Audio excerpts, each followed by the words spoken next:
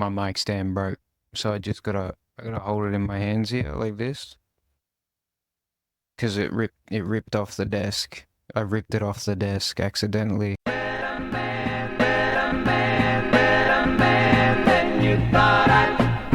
Carlos Sainz is either the smartest man on the grid or the dumbest man on the grid. So for those of you that don't know, a few months ago Hamilton decided to have a midlife crisis and see out the rest of his career at Ferrari, which basically meant that everyone's favourite smooth operator was out of his seat. Now said smooth operator has been causing a bit of a ruckus, jamming up the drivers market harder than a heroin addict's bowel movements. Some would even go far enough to say that Sainz is like a bottleneck for the entire driver market. Now obviously it's had everyone speculating and talking for months and months, but now that I'm doing a video on it, it's going to put all the rumours to rest.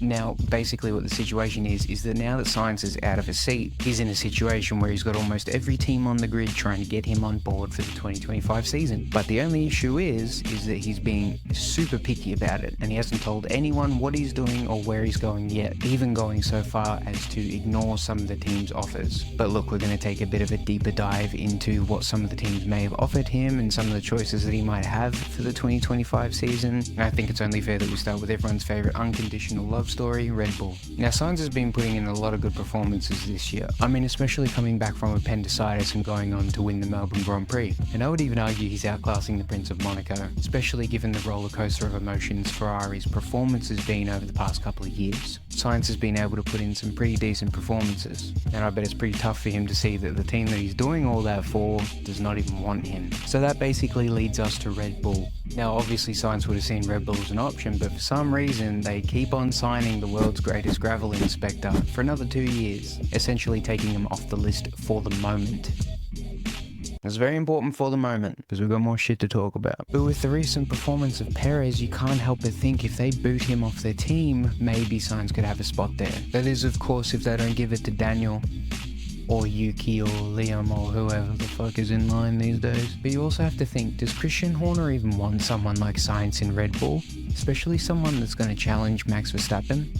There's no way Sainz is going to be as content as Perez is. He's not going to accept like any ultimatum that you have to be the second driver, you can't challenge Max, you're there just for points. There's no way he would accept anything like that. You know, he probably feels like he hasn't proved himself, so he's definitely going to want to challenge Max and put the pressure on. And I don't think Red Bull want that at the moment in their secondary driver. So it effectively removes Red Bull at the moment for Sainz. And I don't think Horner would want to break up the family again, especially after all that shit in the news earlier this year. And I don't blame him. I'd hate to have Jos Verstappen up my ass weekend in and weekend out.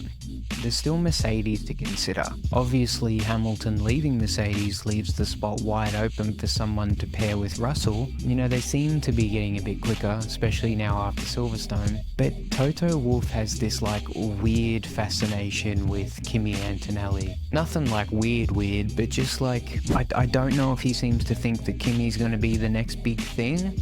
I can't help but notice that he's like the only one, or one of the only ones on the grid that's like really vying for this guy. So they pretty much have laser focus on him at Formula 2. I guess they're also waiting for just the off minuscule chance that maybe Max Verstappen has like a come to Jesus moment or a significant brain injury where he decides to go to Mercedes one day. I think a good option for Mercedes would be to put Sainz in that Mercedes seat partnering Russell and just put Kimi Antonelli in the Williams for maybe a year or maybe 2, just to like iron out the kinks and get him used to F1. I mean, look at how Red Bull did it. They got Gasly and they got Albon straight into the seat partnering Verstappen, and it just did not work. Like obviously we all know F1's a sink or swim sport, and to throw Kimi Antonelli straight into the Mercedes that could potentially be fighting for a world championship in 2025, maybe, if he doesn't get up to scratch quick enough or doesn't perform quick enough, they're gonna kick him out, and that could be a major waste of a talent because they didn't nurture it right. But some stuff came out the other day, and apparently Mercedes did offer Carlos Sainz a 1-year contract, and he just left them hanging, which when you think about it is pretty crazy. And some other stuff has come out that apparently Williams offered him a seat as well, and he also left them hanging. He left them hanging so much so that apparently, according to Valtteri Bottas, Williams is not even considering him for a seat anymore. He basically says they're exploring alternative options now that he just hasn't got back to them. And like all the news outlets are asking Bottas if he's waiting for Sainz to make the decision before he looks at going to Williams or something. And everyone's just unsure at the moment. They're just waiting for him to make the move so they can make their moves. Now, we don't know what other teams have offered him a spot, but so far, from what I know, it's been Mercedes, Williams, maybe Alpine, and maybe Haas. Basically, he's just declining all the calls. I don't know why. He might be trying to get something better or trying to get a longer contract, but we're unsure at the moment. And when they asked Sainz about why he's being so indecisive, he basically said that although a team could be flying at the moment, he has to also weigh up how they may perform come 2026. And that's guesswork mixed with good luck. That's why I think we're going to take every time possible that I can do to take such an important decision, because it involves the outcome of the next few years of my life. I think it's valid for me to give myself the time. Now, obviously what Sainz is referring to is in 2026 Formula 1 gets new regulations, which basically means they start from scratch. And if a particular team nails those car regulations, they could have a dominant streak like Red Bull or Mercedes. Myself, I'm personally betting on Haas dominance in 2026. I don't like my chances, but I think one day we're going to get there.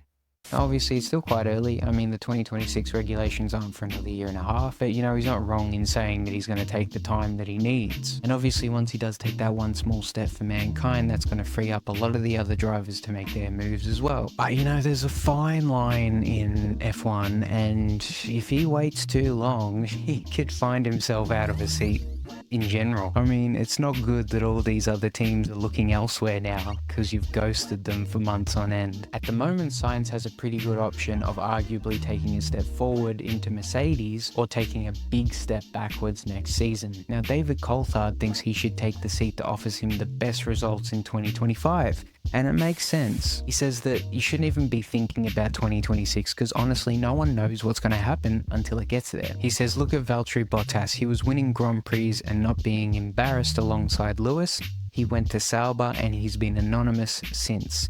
Not because he's forgotten how to drive, but the car just doesn't allow you to show yourself. So I think for Carlos, you've just got to go for performance. So yeah, I think he's got a pretty good point. It's probably a very good idea to take a 1-year contract with Mercedes over like a 2 or 3 year contract with Haas or Williams. It sort of gives him the option to potentially fight for a championship in 2025 if he takes the Mercedes deal. And you know what? If he ends up doing well in the Mercedes, I'm pretty sure they'll keep him around. I guess he's still got Audi to consider, but I don't know if they want him. Pretty sure they want German drivers. But I guess time will tell what happens to Carlos Sainz. I'm sure something might come out during the season break. I don't know. Tell me what you think. Tell me where you think he's going to end up. It would be pretty funny if Kimi Antonelli ended up in a Merc and Sainz ended up in the Williams.